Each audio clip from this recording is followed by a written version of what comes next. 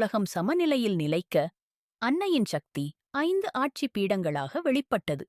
முதலில் காசியில் விசாலாட்சியாக அன்னை எழுந்தாள்.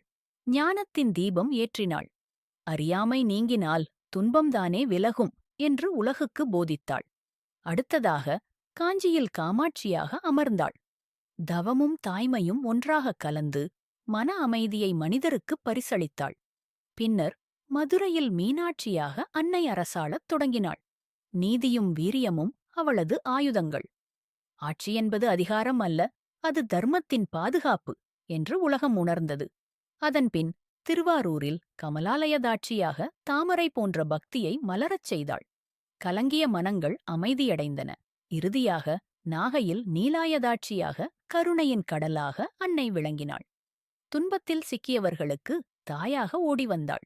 அன்னை பராசக்தியின் சர்வ வல்லமைக்கும் கருணைக்கும் சான்றாக விளங்கும் பஞ்ச ஆட்சி பீடங்கள் பக்தர்களுக்கு ஞானத்தையும் மோட்சத்தையும் பாதுகாப்பையும் வாரி வழங்கும் 5 தெய்வீக சிம்மாசனங்களாக திகழ்கின்றன. ஜெய் மாதா! அன்னையின் அருள் அனைவருக்கும் கிடைக்கட்டும்.